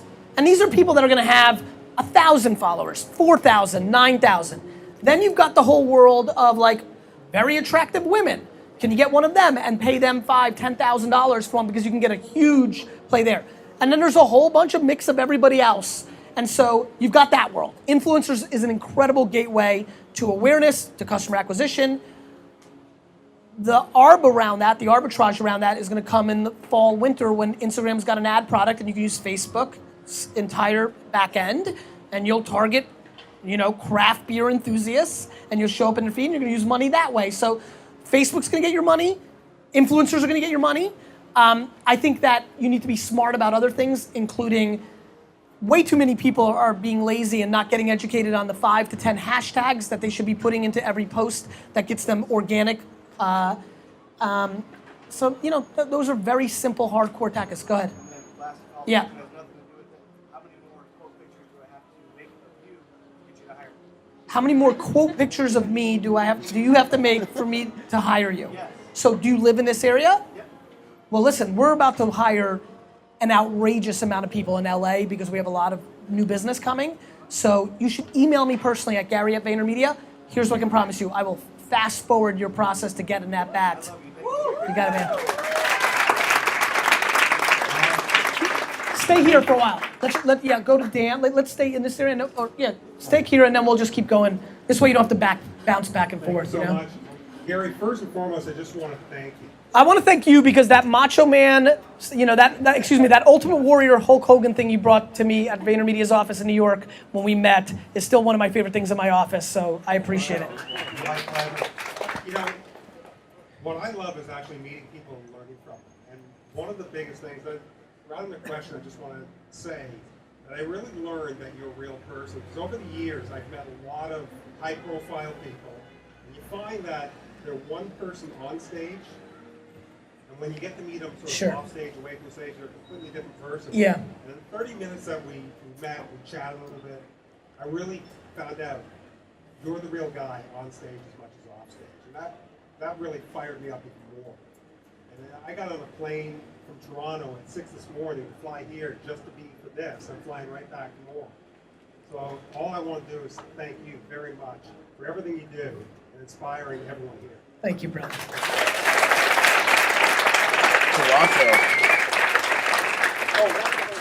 When I got back from New York, my 16-year-old daughter, she's now 17. Give him the mic, and then you can pass it to the lady behind him. My daughter, she's also read your book, but when I got back from New York, the one thing she said to me was, did you get a picture with Gary? And I thought, fuck, I was in the office for 30 minutes, and I forgot to ask you for a picture. So before we leave... Do it right now while we're passing the mic behind you. Pass the mic behind you. You got a phone? Yeah. Yeah, get up here and we'll do that. Yeah, you can go.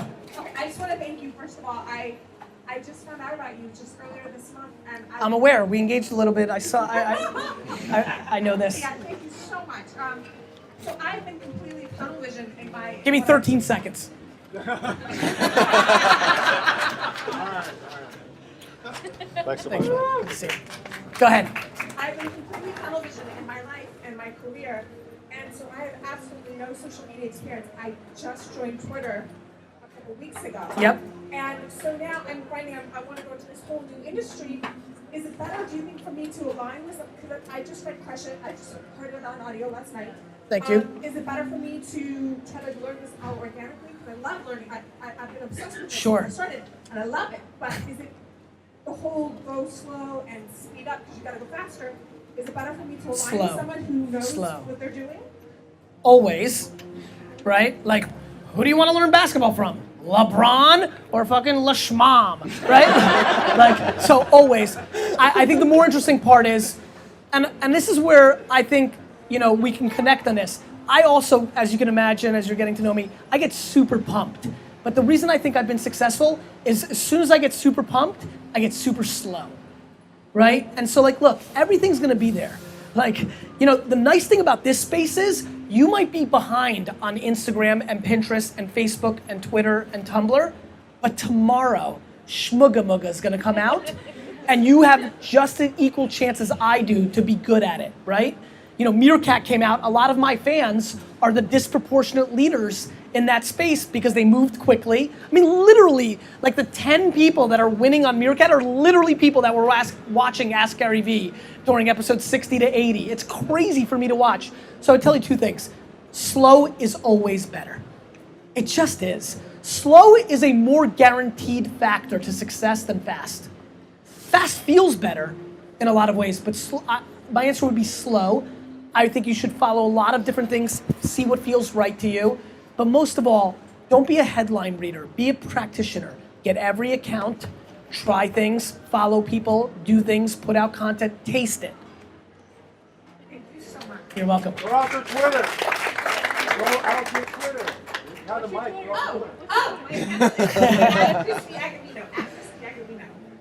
Very nice, Carl. Thank you. Yeah, pass it. Let's just keep passing in this general area. Oh, hey, man. How are you? My name's LA Gamo. LA? LA Gamo. You live in LA too? No, I live Southern California, San Diego. Fuck, that would have been way better. LA from LA. All right, so you're LA from SD. Yes. All right, go ahead. So you know you said hire fast when you're going. Closer to your Mike. mouth. You know you said hire fast Yes. when you're going. Yes. And you said you hire anybody, right? Yeah. So my question. I mean, anybody that's qualified through like the interview process.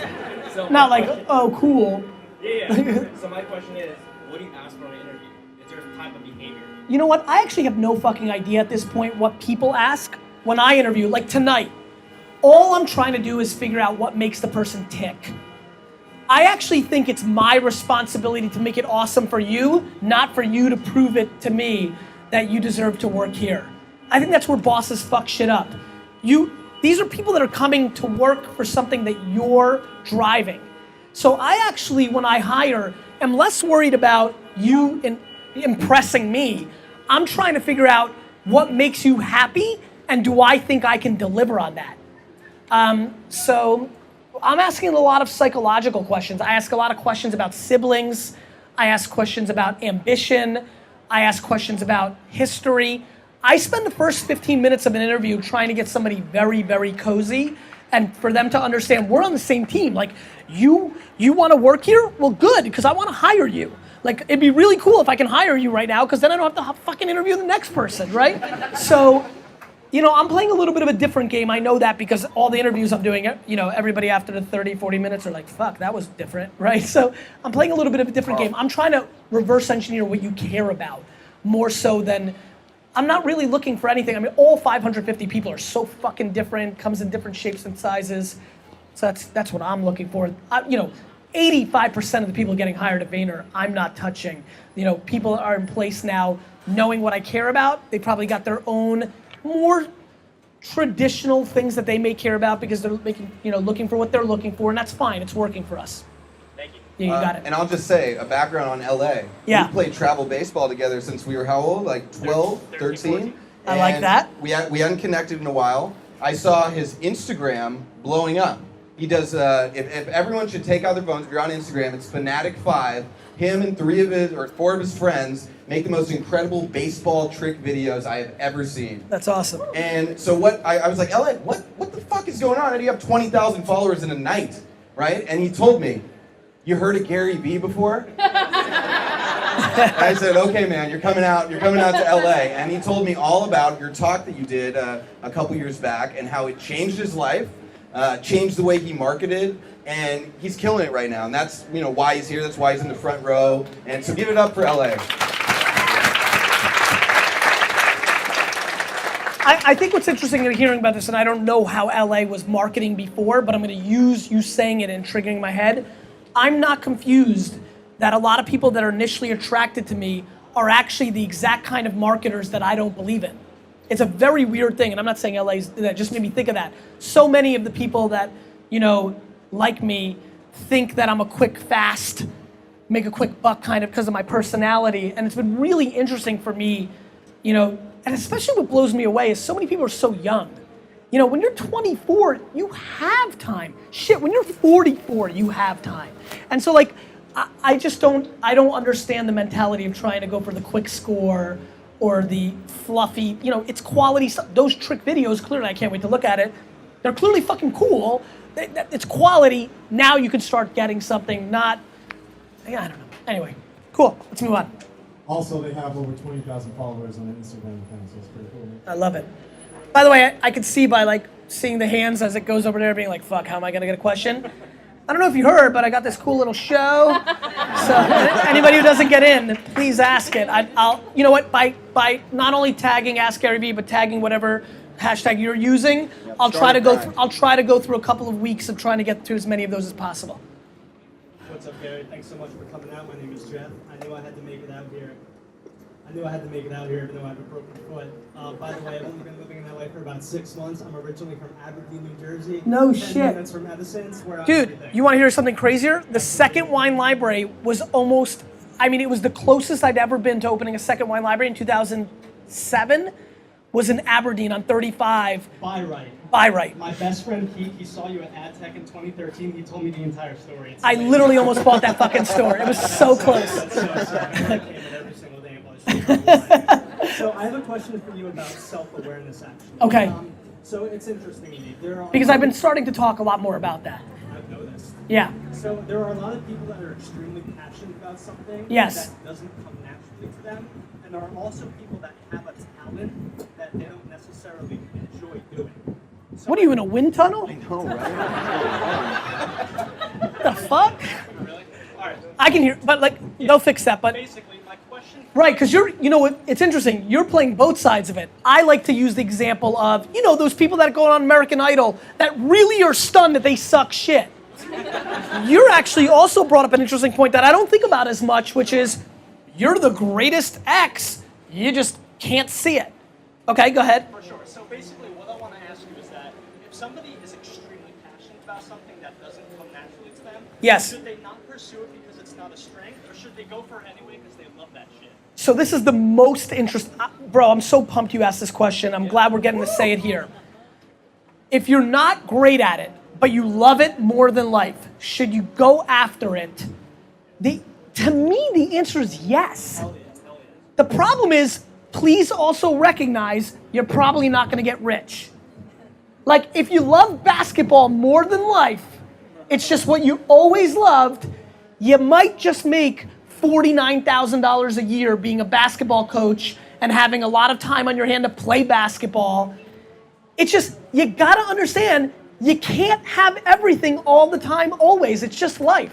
So I think I got lucky. I loved business more than anything, all this shit that I like, sales, communicating, and I was good at it, right? But there is a ton of people, my closest friends, family members, that, and then the other question becomes the yang to that, which is, what if you're great at something but you don't love it? You're a great salesman and you can make $250 a year. Look, everybody has to make their own decisions. Not to mention, why the fuck do you have to make one decision for your entire life? Maybe the game plan is, you do something you don't love for 7 years, you save up some fucking money, and then you spend the rest of your life doing what you wanted to do. I don't know, I think as we're getting healthier, living longer, man, when I was 16 thinking of a 40-year-old, that fucking person was dead, right? Now it's shit, right? Especially because I've started hanging out with real ballers who are 76 and 82 and fucking 79. They're all right, in 10 years, I'm in 10 years you're gonna be dead, dick. So I think that I'm fascinated. I think we're getting more educated. The internet's gonna bring a lot of great things to humans. In a lot of ways, a lot of bad things, but a lot of great things. I think one of the greatest things is we're gonna reinvent the way we can live our lives. So I would say, I think happiness trumps everything. Easy for me to say because it really worked out for me because happiness coincides with financial upside.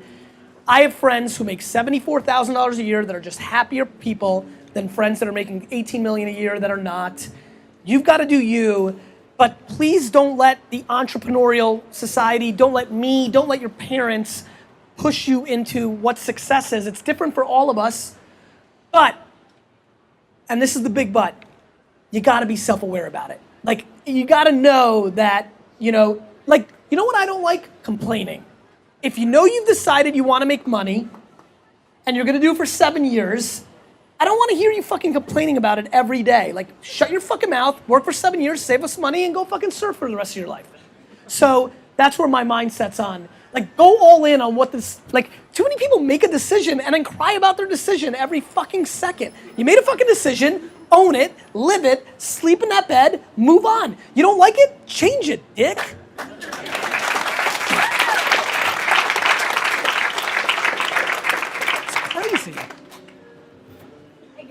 Hey, you.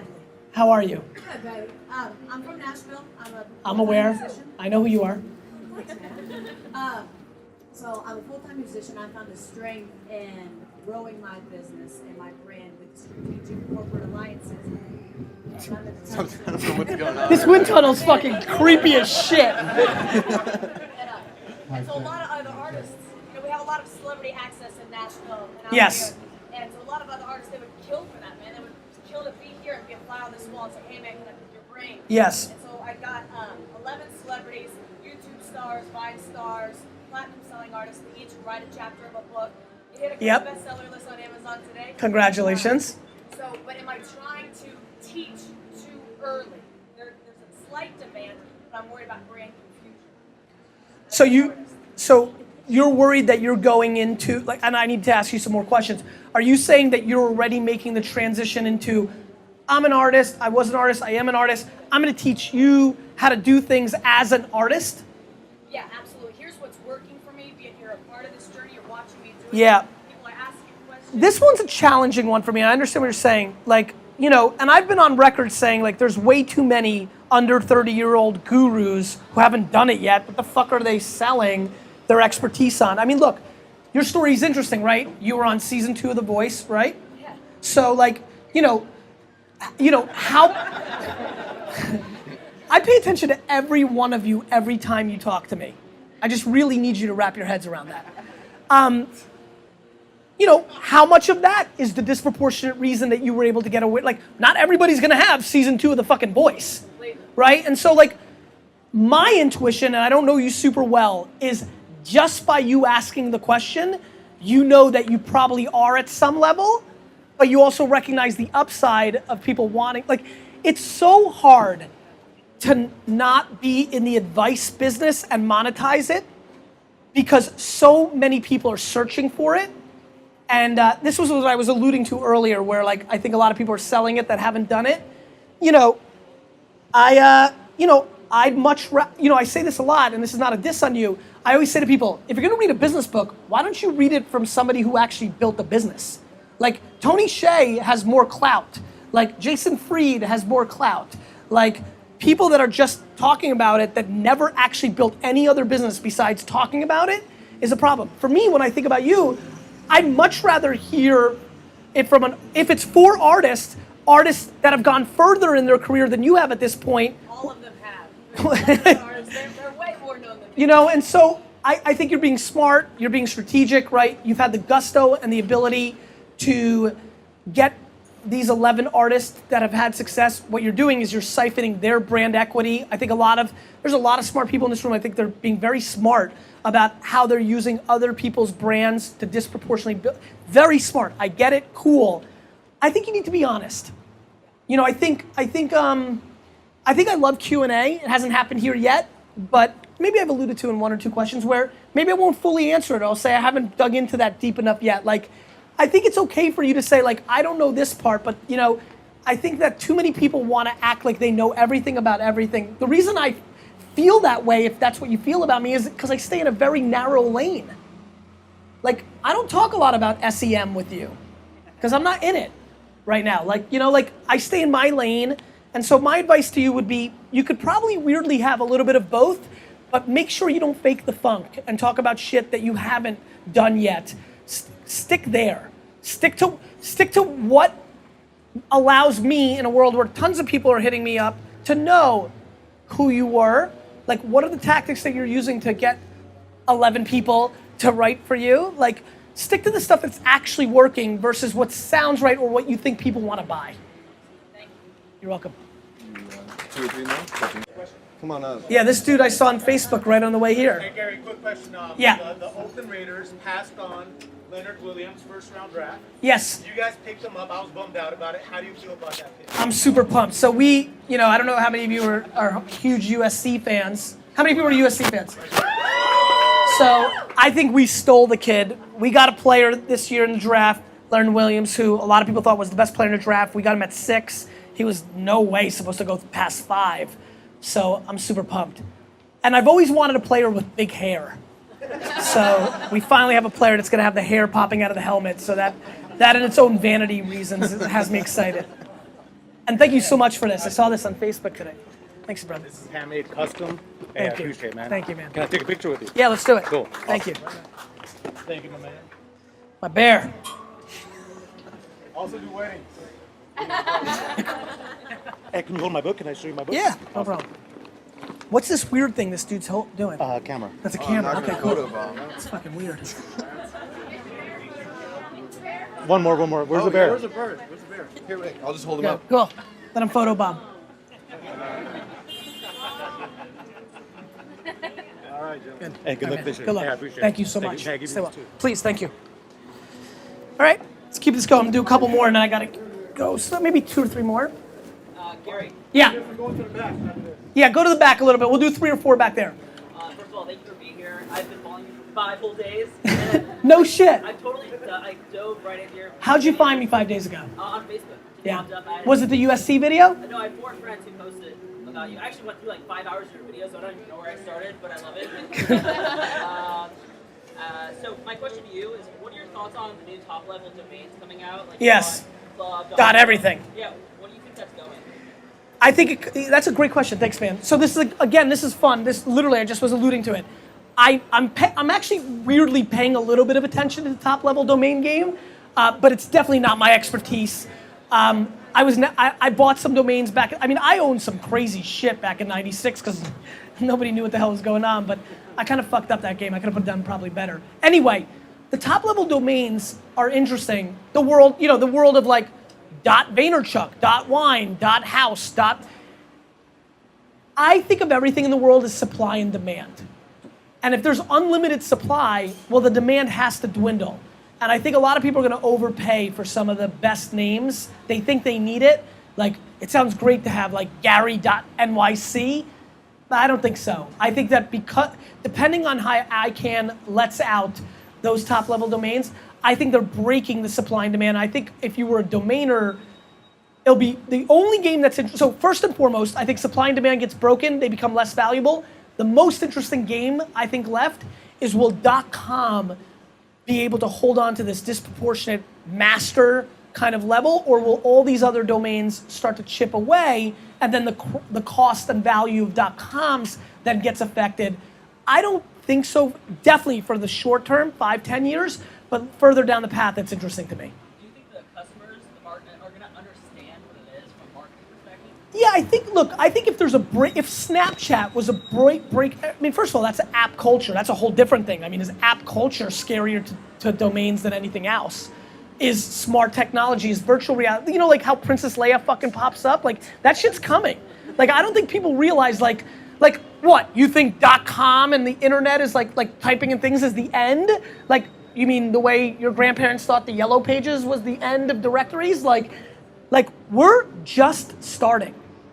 Like, the reason I think we could live forever is because we're all gonna be fucking robots. Like, that's gonna happen. And they're gonna win, and we're gonna lose. And that's just it.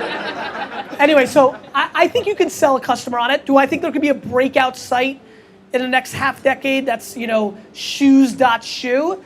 I think so. But I actually think by the time that game gets played out, are we even typing shit in? Exactly. Yeah. Thank you. You got it, brother. Last question from Kimra, baby. Let's do it. Do you guys have another mic of any sorts? I thought there was 3 mics at one point. We only have 2. Alright, cool. Hi, I'm Kimra Luna, and I already have $1 million brand. I've already been able to create a significant amount of sales over just 1 year period of time. And my question is, how do I find ways to educate myself on where to put my money that I have in my savings, because I want to invest? Very I interesting. want to be able to create wealth for my family. I already have hundreds of thousands of dollars, Yep. literally just sitting there, Yep. and not knowing what to do with it. Buy Facebook stock. I think that, how do you educate yourself? So I think the thing you should do is have 50 to 100 conversations with people that have invested in different things: real estate, startups, Wall Street, and just learn. Don't let those dollars burn a hole in your pocket. You've got friends around you that have wealth and say to you, that cash is bad, right? Sitting on cash is bad. And they're not wrong. The dividends on sitting on cash are not great. But what's worse than sitting on cash is spending cash too fast when you don't know what the fuck you're doing, right? So I would tell you to be patient. You're young as shit. Go and have those conversations. There's unlimited information on what you should do. It's called the internet. Fucking Google it, right? But I think the other thing you should do is surround yourself, ask around, network your ass off. If you've got the successful business, it's either customers, it's other business partners, like it's people here, like make sure you find out and have 10 discussions on the pillars of wealth creation. Real estate, the stock market, investing in startups. Like play that game. Understand for you what you think is interesting, natural, how do you want to diversify it?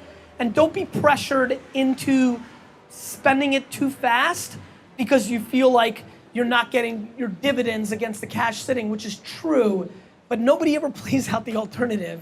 I had a friend who had $1 million in cash.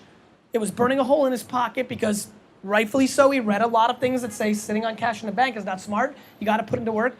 He knew me. He invested in 6 startups, $150,000 each. They all went out of business. It's gone. That's not good. It'd be really nice if it was still sitting in fucking Citibank, and so I would say get educated, have the conversations. Good? Feel good about that? Yep, she does, and it's KimraLuna.com if you want to check it out. I love it. All right, let's keep going. Hey Gary, can you hear me? I sure can, man. Awesome. So I'm from Ukraine. I'm that dude that has been saying, commenting on a post like, "Hey man, I'm from Ukraine." I know who you are, man. I love that. Wait a minute, that might have been the best one ever. Hey man, I'm from Ukraine. I'm that guy that's been posting like, "Hey man, I'm from Ukraine." That was awesome. It's awesome. So first I want to say 1, 2, 3 in Russian. Spasibo. I feel that you're from Belarus and from Ukraine. There's a sort of connection. Of course. Yeah, kind of. Just like I felt with this lady over here. Of course, you're from it's instant. Don't worry about the wind. Right, We're used to it in Eastern Europe. To be first, my mom has a restaurant in Ukraine. I'm freaking running her page on Facebook, and guess what? It gets awesome results because there's nobody else marketing on Facebook. Of course. Are you targeting Ukraine-speaking people? Of course, they get a restaurant in Odessa and Kiev. Yep. And it's a great place, so trying to get people to come there. Awesome. Anyways, read your book. Got inspired, finished my job at Aston Martin, Beverly Hills 2 months ago, and actually getting my green card right now in this country. Congrats. It's a big moment. Thank you guys, I appreciate it. And it was funny, you were given that talk at USC, which awesome, by the way. Thank you. The amount of your swearing is just awesome. How practical and not practical education can be. Sure. And then I realized that guy who, the teacher, he was a prospect who actually owns an Aston Martin. I was like, I've seen that guy. So actually, interesting. I know him, he knows you. So everybody in the world's kind of connected. No question. I just signed up my first, I'm doing basically the same thing, trying to run a social media company I just started. Just signed up my first client, thanks to you, thanks to your book, Jab, Jab, Right. Yep. Thank you. The only question I ask, when you are running such a great company, you have so many great people, how the hell in the world are you finding the time to spend with your wife, with your kids? Yeah. I'm married, I got married for, 3 months, and she wants a piece of me all the time. That sounds good. That sounds like a good thing. So this answer may not work for you because the answer was on the specific thing that you just alluded to at the end was I was very, very upfront with Lizzie when we started dating. I told her in our first date that we were going to get married, but that I also wanted to buy the New York Jets, and she needed to wrap her head around that. Which, I think the only answer is over communication, right? The only way you're going to win this game, the only way any of us are going to win, and we all have different work-life balances. There is no right answer to work-life balance because every single relationship is individual, right? But what I think you have to tell your wife is, look, I'm passionate about this. This is my feelings. Let's listen to yours and let's hack, right? Lizzie and I won through extremism, right? It's like all in and all in. You know, like, so this way I'm not feeling weird at 7 p.m. on a Thursday. Like, it's very, I would just talk, and recognize things will change. You'll get busier, get successful. She may miss you more. Other things will happen, a family. There's a million things that could happen. You know, and bad things. You know, one of the things, I didn't bring this up, but I just thought of it, and it's something cool for you guys here. One of the things I tell my employees is, I'm prepared for all the bad things that happen in your life. Like, if we're gonna do this together, it's not just we're gonna crush it and you're gonna be the CMO of Snickers. It's I want you to know that the kind of person I am, I'm mentally prepared for, and this is gonna get weird, I'm starting to Debbie Downer, but like, what if your family dies in a car accident? Like when you go all in with somebody, it's everything. And so there's good times and there's bad times. And we've had employees that started 1 week and then literally come in on the 8th day crying and came to me one story and she's like, I'm pregnant. And I'm like, awesome. And she was so happy because she was so scared because she's worked for a week, you know, and and she was much further along, you know, good DNA, I guess, or so. Who the hell? Anyway, so it's just, you know, like, you have to be prepared for everything, and that's what you have to be prepared for. You have to talk not only in the beginning. Who gives a shit about the conversation that Lizzie and I had 11 years ago? A lot's changed, and I need to make sure that we're communicating every day, every week, every month, every year.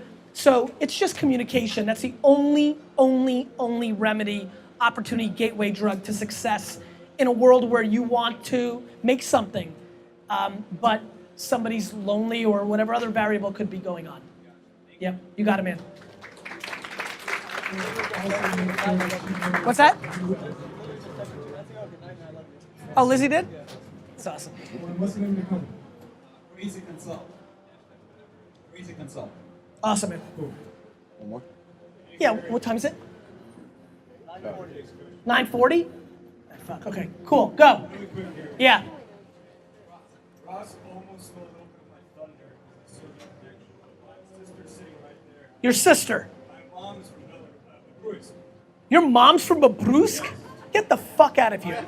I'm from Babruysk, it's a small fucking place. I'm waiting a year to tell you this. My uncle, when I met you about 6 months ago, he's like, oh, Vaynerchuk? I think I know his dad, Sasha, right? Jesus. But maybe I'll tell you my uncle's name later. You can ask me that. I'm 100%, I'm wrapping up here. You need to come up here. I need to text my dad the name. For sure. Cool. Definitely. Anyways, I recently started my own blog practice. Your what kind of practice? Law. Fuck, I can't hear. Blog? Law practice. You're a fucking lawyer? I'm kidding. Go ahead. Super saturated market. Yeah. Competition to get the type of cases that I'm trying to get. Got it. My ideas come, 2 ideas come from you. One of them is video content. 100%. Super important right now. Video content for lawyers is such a huge opportunity. You need to give out advice for free because it's general advice, right? Because the case is going to have its nuances. Everybody wants to keep their secrets like they think they got something. You guys know this. I think it's why a lot of you like me. I'll give you all of it. Mainly because I don't think a lot of you are going to do it. Anyway, but go ahead. One idea is video content, and the other idea is the inspiration from GaryVee show. Which is basically start off by putting up content on Facebook, on YouTube, which is me. I'm not quite a legal pundit yet, but I think showing the trials and tribulations, the successes and struggles of a startup lawyer. It's the story, man. Absolutely. And then they like you and they trust you, and like lawyers, like that's such a big part of it. Absolutely. I'm a big fan of putting out you're gonna win that game. I would also say that the audio podcast, Lewis, are you still here? Cool. So like Lewis House is here. Like he moved quickly in that space, has done extremely well. I think audio podcasting, specifically in the law space, is a big white space. So give that some thought. And so like my audio podcast doesn't do as well because it's really just the audio of a video first piece of content, right? But I think an audio first piece of content in the law space has a lot of upside. Cool, man. I'll do a couple more. Hello, GaryVee. My name is Mitchell Cantrell. Thank you so much for being here. I'm an educator in the beauty industry, representing the beauty industry out here. I love it. And from educating in the beauty industry, teaching people how to style hair, I have decided in to move away from the corporate side of higher education and education in general and start doing events where, kind of like this, where we get people who want to learn. And I was watching one of your videos where you were talking about education is starting to go at scale. And every conversation that I've been having with people about education and taking workshops to the next level, and people discourage me and saying, well, do you have to find a space for it? You have to get people, then you got to train the teachers. And all these companies like Udemy are popping up, and Creative Live, and all these different education. You're on Creative Live. Yep. And I just, you know, what would you recommend to scale an educational business? I mean, it's really easy. I mean, first and foremost, anybody that's telling you like no, like they're just wrong because it's happening every day. They're saying no. Now maybe they know you. Maybe like when you may be great at the craft of it, but are you going to be great at building an education business around that? I think back to the conversation we had earlier is, do you think you have the chops to be an operator to build that business, or do you, and this happens often, do you need what might be sitting in here? There may be 30 people in here that are actually great operators of building that, but they have no creative to do something with, right? The amount of times I've been at events like this where I'm like, fuck, her and him, shit, she's got all the fucking ops chops, he's got all the creative chops, and they're both I'm always worried, since I had both, that people think that's the way to do it. The truth is, far more people are winning when there's two people, because most people are actually born one or the other. Back to my parents being opposites, I think that's how I got lucky, but I think, to me, what advice would I give you to build that? Seems like an interesting question because you just build it, right? Like, go find somebody who'll give you space for free because they've got space that they're doing nothing with, and just hustle and find it, right? Like, go work your Rolodex and use social to find teachers that are disgruntled or fit or retired but bored, or just hustle on the check boxes that you need to actually build this business. If people are saying no to you, they're either non-winning players themselves and don't want you to win. Two, truly don't think you can do it because they think of you on the creative side and you've never showed it to them. And either you do have it in you because you can do it, or you don't. But I think what's way more important than what anybody else says or what I say is you going home and looking yourself dead in the mirror and asking yourself if you have the operations chop to build a business, or do you need to find a 50-50 partner, she or he does that, you do the creative around that, and then that's how you roll out. You got it. Do one more. I think we're gonna have to do the show. Hey Gary, my name's James from Australia. Thank you so much for tonight and everything else you do. I follow you a lot online. Thank you so much. I do. I grew up in the wine business. I've been to Australia 6 times. I knew you were from fucking Australia before you told me.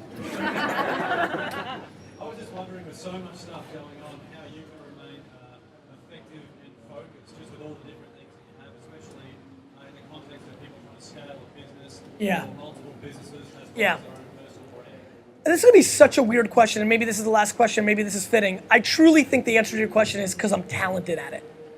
Like, it's a weird answer, right? Like, people ask me this all the time, like, how the fuck do you run a fund and an agency that's growing as fast and this and that? Like, I just think I'm good at it. Like, you know what I do? It's the advice I just gave. I don't do anything that I can't do. Like, if I had to do these things and be a surfer, I'd lose, right? Like, I stay in what I'm good at. I empower people. I'm not crippled if they fail. I know what to do and I know how to pick up the pieces. Nothing's gonna go directly out of business. I've always got enough of an eye on it. I surround myself with good people. I teach them. I'm patient. I didn't need all these things to happen 6 years ago, even though I could have, right? I could have had a fund and but I didn't. So I think I have a good cadence and a good patience and let things come naturally. Don't force it. I always try to extend myself too far. I have multiple initiatives not working well within Vayner and outside of Vayner, but that's okay because they won't sink the entire thing. And all I need is one to do well, and that gets interesting. I think I'm an operator. I think it's what I'm good at. I think I'm capable of running several businesses. And so it's based on my own talent, and it's based on the trust and the family dynamics of the people that I surround myself with. And it's based on all my principles of being patient, being good at what you do, staying in the lane, like letting it come to you. Started with the first fucking question. How do you pitch me? Easy. Have me email you. And so that's a scoop. I thank you guys so much for sitting through such a long night. Thank you so much.